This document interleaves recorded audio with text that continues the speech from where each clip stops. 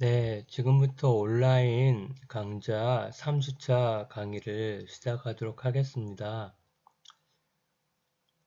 매우 힘들고 마스크 쓰고 다니기 되게 어렵죠? 아주 펄펄 나는 그러한 푸른 말, 청마처럼 뛰어다닐 여러분들 계속해서 사회적 거리 두기를 두고 또 마스크를 끼고 답답한 생활을 하셔야 하는데 이럴수록 개인적인 어떤 능력이나 또 개인적인 자질이나 또 개인이 부족한 것들을 메꾸는 내실을 기하는 자기의 능력을 더욱더 신장하는 그런 기회로 삼기를 바라야 합니다. 어떤 평생교육에 있어서 여러분들 이제 우리가 평생교육을 위한 여러 가지 사업을 구성하고 어떤 창업 아이템이나 어떤 사업들을 고민해 볼 텐데요. 그러기 위해서는 평생교육이 뭔지 좀 어느 정도 이해가 필요합니다. 그런 관점에서 이 강좌가 굉장히 필요한 내용일 것 같습니다. 그래서 이번 강좌에 있어서 평생교육의 의미가 뭔지 또 안드로가지 이 안드라고지는 성인학습을 얘기하고요. 페다고지는 일반 초등등 학교 교육을 의미합니다. 물론 대학 교육까지도 포함될 수 있겠죠. 그래서 성인 교육과 일반 학교에서 이루어지는 학교 교육의 차이를 한번 살펴보면서 여러분들 설명할 수 있어야 합니다. 여러 가지 평생교육 유형이 있습니다. 형식 교육, 비형식, 무형식 교육, 또 여러 가지 사회교육, 계속교육 이런 교육의 여러 가지 유사한 개념들, 유형들을 여러분들은 살펴보면서 설명할 수 있어야 합니다. 그 다음에 평생교육의 특징 이러한 것들을 이해를 해야 여러분들이 프로그램을 만들든 여러 가지 사업 아이템을 고려할 때 주로 평생교육은 다른 얘기로 하면 요람에서 무덤까지의 활동들을 얘기하는데 각각의 발달 단계의 특성도 이해될 뿐만 아니라 특히 평생교육하면 어떤 학교 교육을 졸업한 사람들에게 직장인이나 주부나 또 노인들이나 지난 학기에 우리 이 강좌들은 노인이 이제 백세 시대를 살아가면서 또 서드 에이지라 하잖아요. 뭐 40대 후반부터 50대에 있어서 이제 산무작을 준비할 뿐만 아니라 실질적으로 은퇴를 하게 되거나 또 어떻게 보면 구조조정이나 해서 새로운 삶을 준비하는 데 있어서 이제는 어떻게 보면 100세를 고려해서 제2의 여러 가지 인적자원 개발 또 어떤 직업교육 이런 것들이 이루어져야 하는데 이거에 관련된 많은 사업들이나 이런 것들이 있습니다. 특별하게 4차 산업혁명이 이어지면서 여러 가지 지금 경영 환경도 바뀌고 또 생산 기술도 바뀌는데 여기에 알맞는 전문성을 신장해야 되지 않겠어요? 자격증을 취득해야 되지 않겠어요? 그러기 위해서는 끊임없는 배움이 필요한데 이게 하나의 평생교육이다 이렇게 생각하시면 되겠습니다. 이러한 측면들을 한번 살펴보도록 하겠습니다. 보다 좀 개념적이고 좀 원론적인 문제이지만 한번 이런 것들을 되새겨서 평생교육 사업 또는 창업 아이템들을 고려할 때 평생교육의 원리와 어떤 의미에 맞는 또 가치에 맞는 또 특징에 맞는 이러한 아이템들을 만들어야 될 수 있도록 한번 살펴보도록 하겠습니다. 평생교육의 의미입니다. 평생교육을 lifelong education이라고 합니다. 그런데 여기 보면 몇 가지, 세 가지 개념이 내포되어 있는 개념이에요. 평생교육은 lifelong education. 그래서 life, 삶이라는 거죠. 생애라는 측면들이 있습니다. 그 다음에 두 번째는 lifelong, 그래서 평생, 어떤 평생에 걸친, 그 다음에 교육이라는 의미죠. 어떤 삶 속에서 우리의 모든 삶의 양식이 달라요. 사람마다 다 다르고, 발달 단계마다 다 다르고, 거기에 알맞는 교육들이 있어야 됩니다.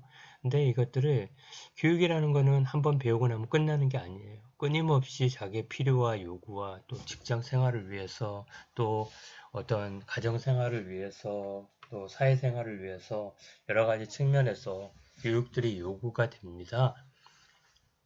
그래서 평생에 걸친 공부를 해야 되는 겁니다. 또 심지어는 평생 교육에 있어서 고려할 점이 또 어떻게 보면 제도적인 또 여러 가지 그런 측면에서 배우는 것도 있지만 우리가 영화관이나 박물관이나 또 여러 가지 어떤 연설을 들을 때 독서를 할 때 그거에 깨달음이 있고 이걸 통해서 자기가 성장하는 모습을 보일 수 있습니다. 이런 것들이 다 교육이거든요. 교육은 어떻게 보면 가르치고 배우는 일이 잖아요. 그러면 이게 가르치고 배우는 일들이 우리의 삶의 여러 장면과 어떤 시간적인 연속상 속에서 끊임없이 이루어져야 한다는 이게 바로 평생교육입니다.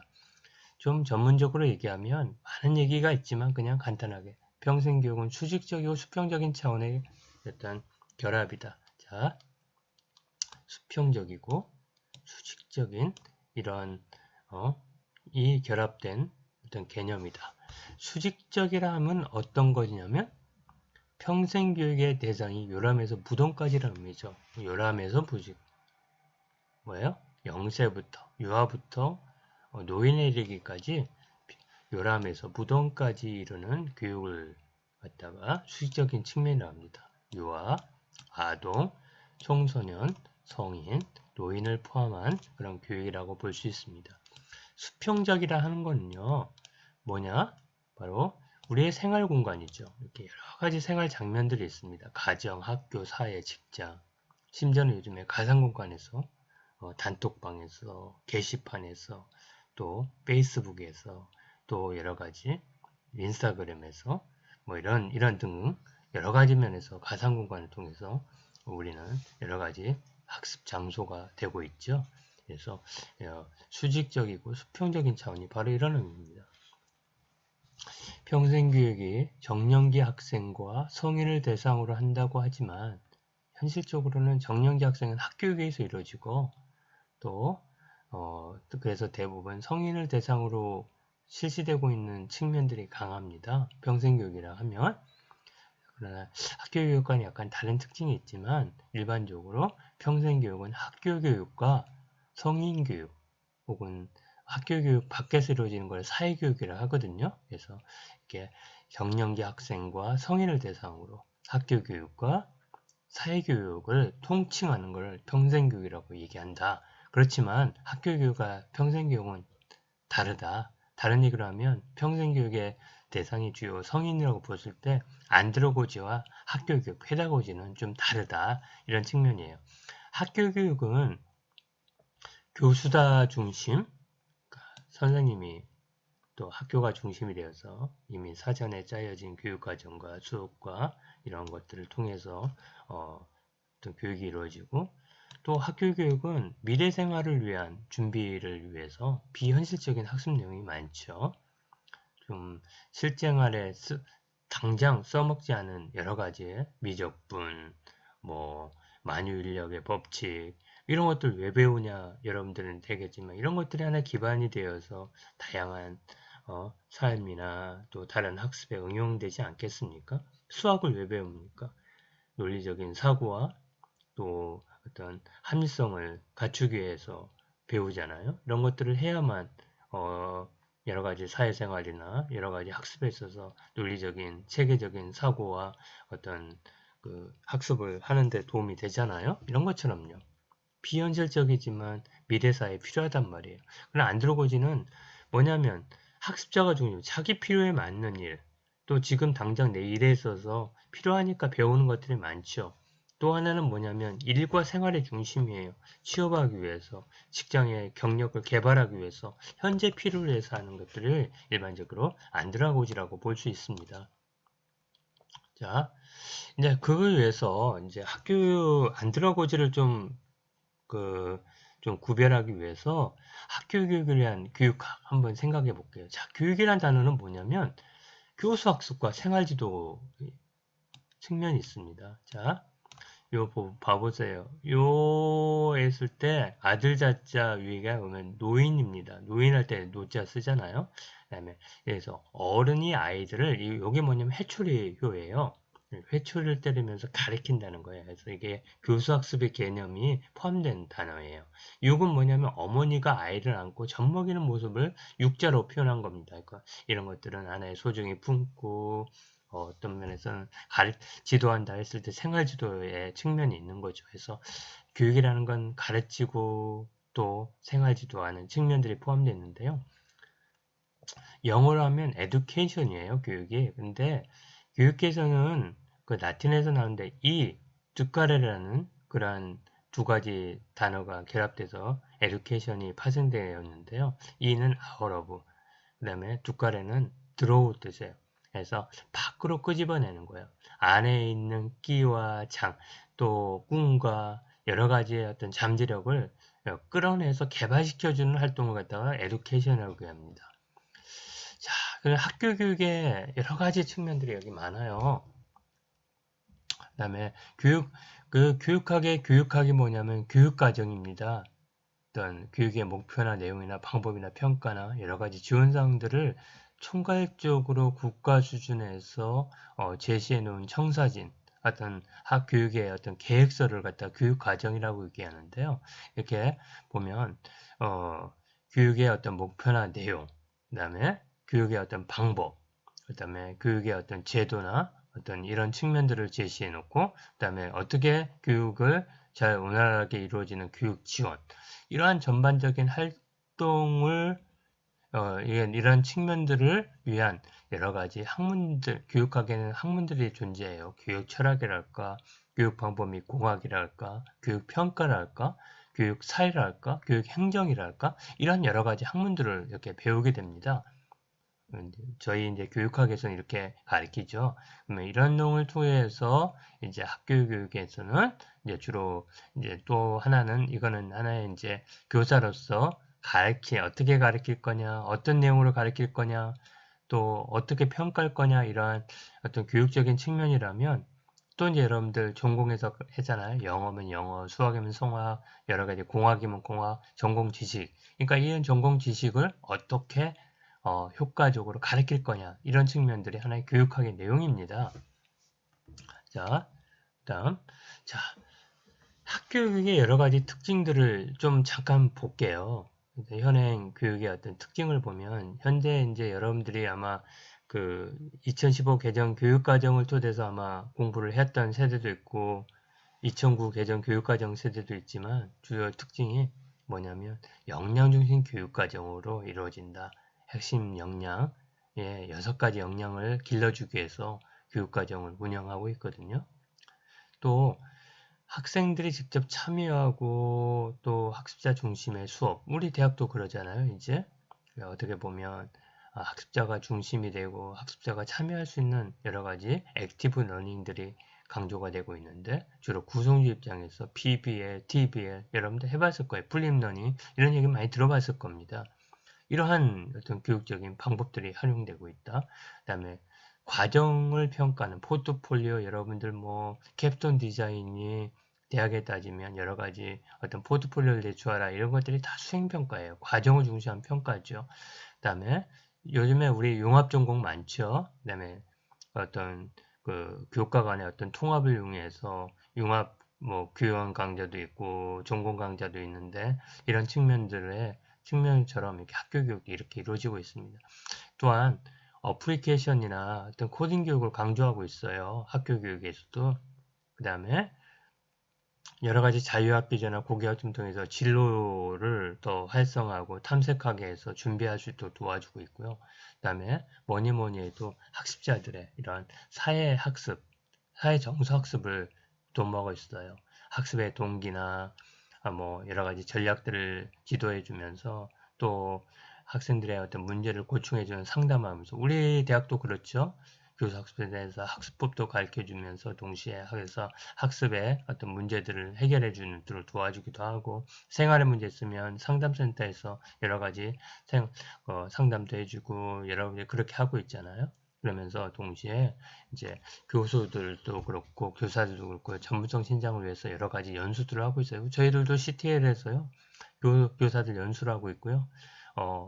뭐 전반기 후반기 한 세 프로그램씩 들어야 만점을 받으면서 연수 점수를 이렇게 부여받고 있습니다. 이런 식으로 이렇게 학교 교육이 바뀌고 있거든요. 이게 운영되고 있거든요. 뭐니 뭐니 해도 보면 이 키워드도 한번 볼게요. 역량, 참여, 일단 수행, 융합, 디지털, 진로, 학습자, 그 다음에 여러 가지 학습 공동체. 여러분들 학습 공동체 많이 하죠? 그 뭐냐, 그 학생들 요즘에 뭐 K서클이니 뭐 이런 것들을 해가지고 하는데 이런 것들이 다 여러분들 스터디 그룹도 하고 여러분들 이게 다 그겁니다. 이렇게 동향들이 학교 교육에서 이렇게 이루어지고 있어요. 이런 것들이 지금 평생교육에도 동일하게 벌어지고 있어요. 어떤 사람들의 기본적인 역량을 길러줄 수 있는 디지털 역량, 리터러시, 또 핵심 역량을 길러주는 역량 중심의 어떤 프로그램이 운영되고 있고요. 학습자들이 직접 참여하고 실습해보고 뭐 토론해보고 이런 내용들로 이렇게 중심이 되고 있고, 그 다음에 포트폴리오나 과정을 중시해서 어떤 수행을 통해서 자격을 부여하는 이런 것들, 그 다음에 융합, 그 다음에 요즘에 디지털을 통해서 여러 가지 온라인 강좌도 하고 그런 평생교육들이 이루어지고 있죠. 뭐 이렇게 다 이렇게 같이 이렇게 부합되고 있는 부분입니다. 이런 것들을 고려해서 이제 여러분들 평생교육을 이해하는데 이제 학교교육이 이렇다는 거. 그러면 이제 평생교육은 어떤가 한번 비교해 보겠습니다. 안드로고지는 다시 한번 말씀드리면 성인교육이라고 얘기했어요. 요거는 페다고지는 학교교육이고요. 뭐냐면 자, 학습 욕구. 개인이 갖고 있는 학습 욕구는 뭐냐면 학습 시작 전에 학습의 필요를 누가 점검해요? 개인이 점검한다는 거죠. 그 다음에 학습 내용이 현실과 관련돼서 교과서 내용 보면 현실에 실용적이지 않아요. 그 다음에 안드로고지는 굉장히 학습자 개인의 자기 주도성을 강조하는 반면에 이거는 굉장히 교사들의 어떠한 가르침에 의존을 많이 하고요. 그러면서 경험은 뭐냐면 직접 경험하는 사실 이게 배우면서 일하면서 배우는 거예요. 또 하나는 뭐 일에 필요하니까 학습하는 거죠. 그래서 주로 이런 역할을 하는데 이거는 주로 강의나 전자지 수업에서만 여러분들 걔네 강의 듣고 전자지 수업하잖아요. 그런데 수업에서 토의하자, 실전 협동해서 뭔가 프로젝트 해봐라 하면 굉장히 싫어하잖아요. 이게 안드로고지 특징이에요. 그러니까 여러분들은 이제 이런 측면에서 성인이니까 함께 만들어. 이번 우리 수업도 굉장히 이걸 강조하고 많이 할 겁니다. 그래서 그 다음에 학습 내용은 실질적으로 생활과 일에 필요한 것들. 그러나 학습 내용에서는 뭐냐면 사회에서 규정한 것들. 그 다음에 그래서 어떤 실용적인 측면이 굉장히 강하고 문제해결이 강한 방면에 이거는 뭐냐 지식을 습득하고 미래 생활을 대비하는 측면이 강하다. 측면들이에요. 그래서 학습 동기는 굉장히 페다고지는 학점이나 교사 인정을 받으려고 하는 부분이 있지만 그 다음에 안드로고지는 승진이나 봉급을 받기 위해서도 그렇고 자기 만족감이나 생활의 질이나 교양의 증진을 위해서도 이렇게 배운다는 거 한번 고려해 보시기 바랍니다. 그 다음에 평생교육 유형이에요. 평생교육은 형식교육, 비형식교육, 무형식 교육으로 구분됩니다. 다시 한번 여기 한번 보세요. 이게 시험 문제 많이 냅니다. 형식 교육은 포멀, 그 다음에 비형식 교육은 non-포멀, 무형식 교육은 인포멀. 자, 보세요. 형식 교육은 초중고 대학에서 졸업장이나 학위 취득을 위해서 목적을 하는 정규 과정을 얘기하고요. 비형식 교육은 뭐냐면 학교 밖에서 이루어지는 구조화된 학습 과정, 제도화된 학습 과정을 얘기해요. 자격증 취득이나 취업을 목적으로 하는 교육 프로그램인데 주로 학원이나 도서관이나 평생교육기관에서 이루어지는 이런 비형식 교육을 얘기합니다. 이거는 하나의 학점화되어 있고 시간으로 이렇게 구성돼서 프로그램이 편성되어 있고 비교적 체계적으로 되어 있습니다. 그러나 학교 바깥에서 이루어진다는 거예요. 이게 비형식 교육이고 영어로 하면 뭐 하다고요? Non-formal education이라는 거. 그 다음에 무형식 교육은 학습자가 독서나 여행을 통해서 새로운 무언가를 배워요. 길거리 가다가 3명이 가다가 1명은 스승이라는 공자 말씀처럼 이렇게 여러 가지 측면, 또 가족이나 친구나 동료 간의 조언을 통해서 또 컴퓨터나 인터넷이나 영화나 이런 걸 통해 가지고 개인적으로 학습하는 이런 것들이 무형식 교육이라고 볼 수 있습니다. 이거를 정리해 봤는데 이거예요. 평생교육은 형식 교육, 비형식 교육, 무형식 교육으로 나눠진다. 무형식 교육. 자, 형식 교육은 포멀 에듀케이션에서 초, 중, 고, 대학의 정규 교육 과정을 통해서 이루어지는 교육이다.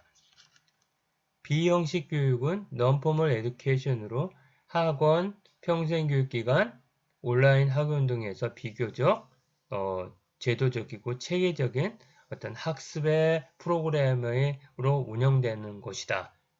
그런데 이거는 학교 바깥에서 이루어지는 것이다. 무형식 교육은 자기주도적 학습, 혼자 공부하고 책 보고 그러면서 교육을 하는 그런 측면, 그 다음에 독서나 영어나 강연이나 설교 등에 의한 학습, 또 친구나 교회나 상사나 조언 등 여러 가지 측면들에 있어서 이렇게 깨달아주고 자기 성장을 도모하는 게 무형식 교육이라고 볼 수 있겠습니다.